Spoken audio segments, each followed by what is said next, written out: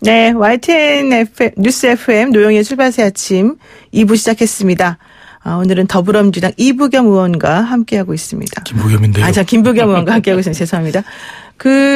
아까 이제 저희가 검경 수사권 패스트트랙 관련해서 얘기를 좀 했는데요.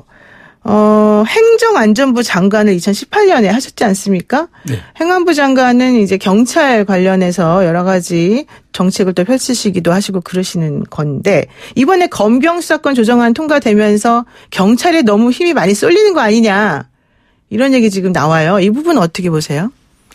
그래서 노 변호사님 질문에 답변 드리기 전에 네네. 제가 이제 아쉬웠던 거는, 예를 들면 이제 공수처법이 올라왔을 때 네. 이 법에 대해서는 사실은 과거 유력 정치 지도자들은 전부 다 해야 된다고 그랬죠? 해야 된다고 주장하신 네, 거예요. 맞습니다. 그렇다면 많은 국민들이 어느 정도 기대했던 것은 자유한국당에서도 이 검찰의 여러 가지 독주와 파행을 막을 수 있는 방법을 내놓고 토론을 했더라면 이게 결론에 이르질 수 있는 거예요. 네. 그런데 그냥 정권 연장을 위한 음모라고 이렇게 이야기를 하면 설득력이 없죠. 그 점이 제일 이제 아쉽다는 말씀을 드립니다.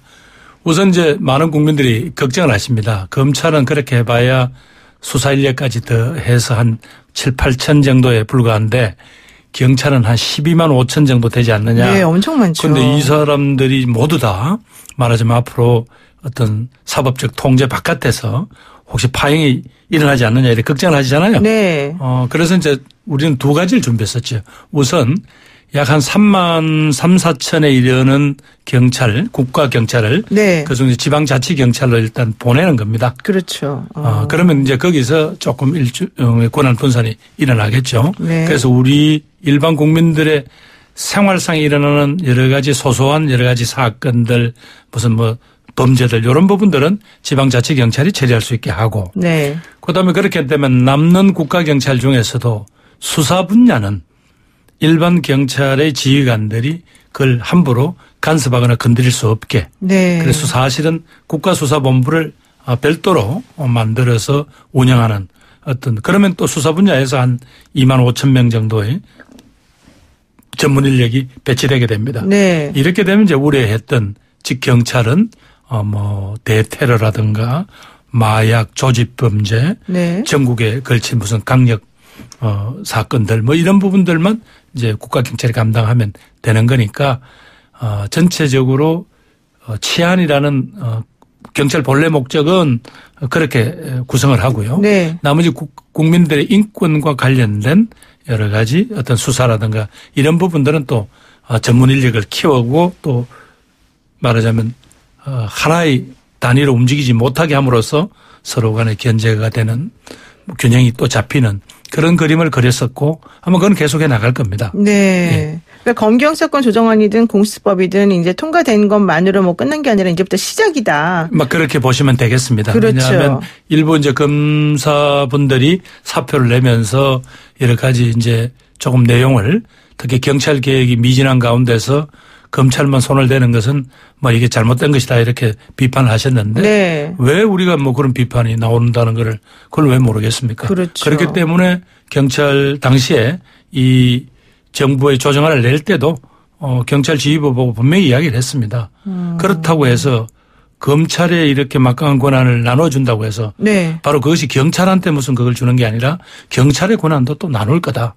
우리들의 궁극적인 목표는 어떤 제도가 국민의 인권 또 국민의 여러 가지 살다 보면 소소한 많은 침해들이 있잖아요. 민주형사상. 네, 그렇죠. 그런 부분들을 누가 더 효율적으로 또 효과적으로 인권도 보장되면서 국민의 권리를 보호해 줄 것인가 이런 관점에서 접근하는 것이지 네. 마치 무슨 검찰이 미워서 당신들한테 권력을 준다. 심지어 경찰은 권력이 마음대로 휘두를 수 있으니까 그리 권력을 뺏어주는 거 아니냐. 전혀 이건 맞지 않는 말이다. 맞지 않는 이야기입니다. 네. 사실 그래서 그런지 어쨌든 어제 SNS에 이제 경찰 개혁도 끝내야 된다 이런 취지의 글을 올리시기도 했고요. 또 지방자치법 전면 개정안이나 경찰 개혁 법안 관련해 가지고 좀 힘을 쓰시겠다 이런 얘기를 하셨거든요. 구체적으로 제가 속한 위원회가 외교통일위원회이기 때문에 제가 힘을 쓴다고 한들 얼마나 쓰겠습니까만은 적어도 이 과제가 지금부터 물론 총선 전국에 들어가기 때문에 어떤 옆에서 조금 잊혀질 수 있는 과제이긴 합니다만 어차피 국가가 앞으로 나아가려면 안 할 수가 없는 과제예요. 그렇죠. 예. 네. 이 국가 운영의 근본에 관한 문제니까 이건 계속해서 지속적으로 문제 제기를 하고 또 관련 상임위원회에서 아직도 임시국회가 한 2차례 남아 있으니까 네. 토론도 하고 아마 그렇게 진행해 나가겠다. 또 그런 가운데서 또 21대가 들어와야 네. 이 과제를 계속 이어갈 수 있겠죠. 그렇군요. 좋습니다. 자, 이제 경찰개혁, 검찰개혁 이 얘기 여기까지 하고요. 이제 총선 얘기를 한번 제가 해보겠습니다.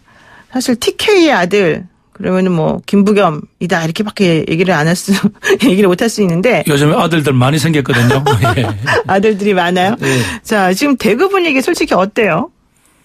예, 현재로는 조금 특히 그 여론을 주도하시는 고 세대들은 지금 우리 정권에 대해서 매우 비판적입니다. 그 중에 하나는 이제 그 정치적인 이유도 있지만 또 하나는 이 지역 경제 자체가 어떤 새로운 어떤 방향을 못 찾고 있습니다. 네. 전통 산업에서 유지되던 그런 고용이라든가 부가가치 등이 이제 서서히 이제 말하자면 한계에 다가가고 있거든요. 네. 그러면 새로운 산업, 새로운 가능성 또 새로운 세대를 위한 일자리는 만들어지지 않고 있는 상황입니다. 네. 그러니까 거기에 대한 우려와 어떤 불만이 있는 데다가 정치적으로는 또 여러 가지 자신들하고 같은 가치를 갖지 않는 그런 모습들이 드러나니까 좀 화가 많이 나 있는 상태다 이렇게 보시면 됩니다. 뭐 이런 얘기도 있더라고요. 좀 배신감을 느낀다. 뭐 이런 얘기도 많이 있는 것 같은데 사실은 이제 중요한 게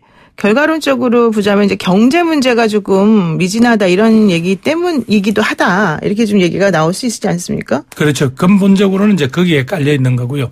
특히 이제 지방 경제 자체가 지금 다들 어렵습니다. 어렵죠. 네. 그런데다가 방금 말씀드린 대로 이전 전통적인 가지고는 더 이상 안 되잖아요. 네. 그러면 다음 세대들을 위한 미래 먹거리나 이런 게 준비가 돼야 되는데 그런 부분에서 국가가 어떻게 좀 직접 뭘 다 결정을 할 수는 없잖아요. 네. 그럼 스스로 자신들이 이러이러한 것을 해서 우리 지역이 한번 살아보려고 하니까 국가가 도와주시오. 이제 이런 식으로 좀 방향이 바뀌어야 되는데 지금 그 과도기라고 보시면 됩니다.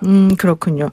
그리고 이제 이번 총선 관련해서는 좀 변수들이 몇 개 있다 이런 얘기 하는데 그중에 큰 변수 하나가 보수 통합이다.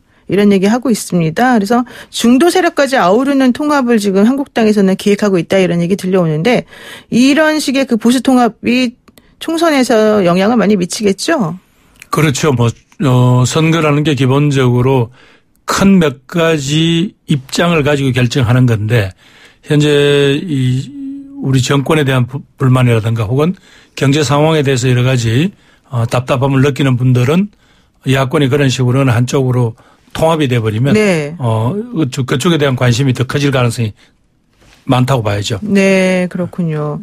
그렇게 되면은 일단 좀 힘드실 수도 있는데 여권 내 또 잠룡들 행보에 대해서도 요즘에 이제 사람들이 관심이 많단 말이죠. 그래서 뭐 이낙연 총리가 이제 종로의 전세 계약도 체결하셨다 이러면서 그럼 황교안 그 자유한국당 대표하고의 그런 빅매치 가능성 이런 얘기도 좀 점쳐지고 있습니다. 그 여러 가지 의정 활동도 많이 하시고 경험이 많으시니까 솔직하게 어떠실 것 같아요? 아니 그런데 그 빅매치를 하시면 다음 왜 대선에서 빅매치를 하시게 그렇게 지켜보시지 왜 꼭 국회의원 선거에서 그렇게 빅매치를 시키시려고 하는지 모르겠네요. 두 분 다 네. 우리 정치에서는 다 귀한 지도자들인데 그렇죠. 서로 간에 어찌 보면 대선을 보면 예선이나 마찬가지에 거기에 온 힘을 쏟으라고 하시지 말고요. 아마 두 분 다 당이라는 자신이 속한 정치 집단 전체의 전략적 배치에 따라서 행동하시지 않겠나 그렇게 생각합니다. 네, 그렇군요. 즉답을 피하시는데. 자, 그리고요. 이제 얼마 전에 출판기념회를 사실 하셨습니다. 북콘서트 형식으로. 근데 여기에서 이제 무슨 얘기를 하셨냐면은 과도한 진영 논리와 정치 투쟁에 빠져서 밥값도 제대로 못하는 정치가 됐다. 일부 지지자들에게만 박수를 받는 튀는 정치는 하지 않겠다. 이런 얘기를 하셨단 말이죠. 이 얘기는 지금 현재 여권에 대해서도 조금 쓴소리도 하고 할 말은 하겠다 이런 말로 사실 들리거든요. 이거 어떤 의미입니까? 그러니까 이제 저는 이렇게 생각했으면 좋겠습니다. 우리들의 정치적 입장이 뭐 보수일 수도 있고 진보일 수도 있고 그렇죠. 또 여일 수도 있고 야일 수도 있지만 이 공동체 전체의 운명에 대해서 우리는 모두 다 책임을 져야지 나는 그게 책임이 없나요? 그런데 우리 공동체 전체의 운명이라는 게 그럼 어느 한쪽이 끌고 간다고 다른 쪽이 예를 들면 거부하는데 그게 끌고 갈 수가 있나요? 그렇군요. 우리 사회가 지금 부딪히고 있는 몇 가지 당면 과제들 예를 들면 노동 문제, 네. 미래 먹거리 문제, 네. 남북 문제, 남북 문제를 필요한 한반도 평화 문제, 또 동북아 국제 평화 안정에 관한 문제, 이런 문제들 또 아까 말씀하신 대로 이제 4차 산업혁명이라는 새로운 세대를 위한 네. 교육이나 이런 문제를 보수나 진보가 어느 한쪽의 해법 가지고 이게 가능하지 않단 말이죠. 네네. 그러면 어떻게든 간에 우리는 어렵지만 끈질기게 토론해서 결론을 내고 그 결론의 수준까지는 일단 가봐야 되잖아요. 우리는 이걸 너무 어색해 합니다. 아. 마치 그렇게 해서 타협을 해서 가는 것들을 마치 무슨 소위 굴복한 것이냐. 네. 뭐 이렇게 부끄러워하는데 어떻게 한 사회라는 게 이 5,100만이 살고 있고 한민족 전체 8천만이 어떻게 똑같은 방향과 똑같은 목소리를 낼 수는 없어요. 네. 그럼 거기에 맞춰서 어느 정도까지는 서로 자기 불만이 있더라도 네. 그 합의된 수준까지 일단 가서 한 사회나 한 국가가 거기까지는 도달해서 네. 그 가치대로 사회를 한번 운영을 해보고 또 부족하면 또 나아가고 이제 이런 어떤 자세를 할까요? 이런 게 이제 필요하잖아요. 네. 그런 점에서 이제 어느 한쪽 진영에서 서서 목소리를 높이게 되면 다른 진영 거는 틀렸다고 이야기를 하잖아요. 네. 그리고 마치 다시 같은 하늘 아래 살 수 없다는 식으로 이야기해요. 예. 이렇게 해서 문제를 어떻게 풀죠? 이건 아닌 것 같고요. 또 그런 극단적인 자세 때문에 우리 민족은 몇 차례 정말 씻을 수 없는 큰 비극을 치렀지 않습니까? 네. 이제는 그럴 때는 아니라는 거죠. 특히 또 21세기고 개별 한 인간의 가치와 또 그분이 가지고 있는 인권이라는 게 이거는 이제는 어느 체제나 어떤 이유로도 그것을 짓밟거나 그걸 무시할 수가 없죠. 그렇죠. 그럼 어떡하지? 서로 간에. 네. 우리가 더불어 산다라는 이 합의를 이루지 이제는 어떤 방법이 있어요. 저는 뭐 그런 점에서 특히 그중에서 대표적으로 위임받은 국민들로부터 위임받은 그분들은 더 신중하고 더 치열하고 더 보는 시야가 넓어져야 된다고 제가 주장하는 거죠. 네, 그렇군요. 그런데 이제 사실 우리 국민들이 그동안에 뭐 선거에서 보여준 모습은 이제 제가 판단하기에는 물론 저만 판단한 건 아니겠습니다만은 한쪽에만 몰아주지는 않는다. 이게 기본적인 진리였던 것 같아요. 그래서 예를 들면 뭐 여당 쪽에서 이제 뭔가 하게 되면 총선에서는 좀 야당에게 힘을 실어주기도 하고 또 뭐 대선에서 뭐 야권의 야당 쪽의 후보가 당선이 되면 또 뭐 여당 뭐 분들을 또 어떻게 하기도 하고 하여튼 왔다 갔다 이렇게 조금 균형 있게 투표권을 행사하시는 것 같이 사실 보이거든요. 네. 그 이번에 총선의 전체적인 그런 전망이나 이런 건 어떻게 보십니까? 예, 뭐 많은 분들이 그냥 평이하게 지금 야권이 분열돼 있고 조금 눈에 띌 만한 어떤 그런 정치력이 보여지지 않으니까 또 여권이 무난하게 그냥 끌고 가고 또 뭐 좋은 결과를 낼 수 있지 않겠냐고 판단하시는데 저는 그건 뭐 낙관이라고 봅니다. 방금 노 변호사님 말씀하신 대로 역대 선거 때 보면 항상 국민들은 적절한 견제와 균형을 그렇죠. 늘 만들어 주셨어요. 그런 점에서 절대로 여당이 교만하거나 방심하거나 절대로 안 됩니다. 더 진지하고 더 자세를 낮추고 국민들이 무엇을 아파하고 답답해 하는가에 대한 거기에 대한 네. 답을 해내야죠. 네, 그렇습니다. 네, 겸손하게 국민을 섬겨야 된다. 이런 말씀으로 듣겠습니다. 오늘 말씀 여기까지 하겠습니다. 고맙습니다. 예, 감사합니다. 네, 지금까지 더불어민주당 김부겸 의원과 함께했습니다.